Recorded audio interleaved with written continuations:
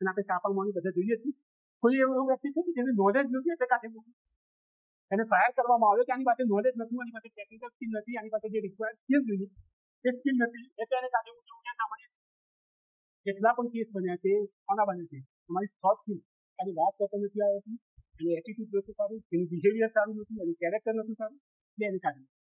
કોઈ જગ્યાએ કોઈ ન્યૂઝપેપરમાં કે કોઈ ન્યૂઝ ચેનલમાં કે કોઈ મીડિયામાં એવું ક્યાંય મેં સાંભળ્યું નથી કે તમે પણ નહીં સાંભળ્યું કે આને નોલેજ નથી એટલે કાઢી મૂક્યું.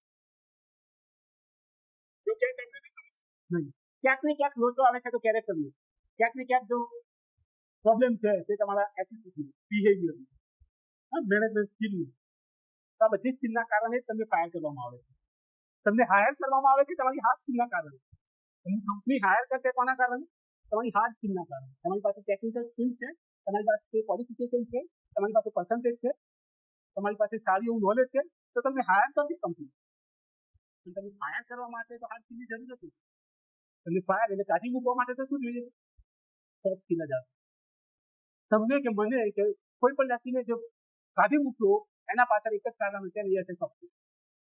કોઈ જગ્યાએ ટેકનિકલ સ્કિલ કે ક્વોલિફિકેશન કે નોલેજ ના કારણે તેની કાઢી ફાયર કરવામાં આવતા નથી.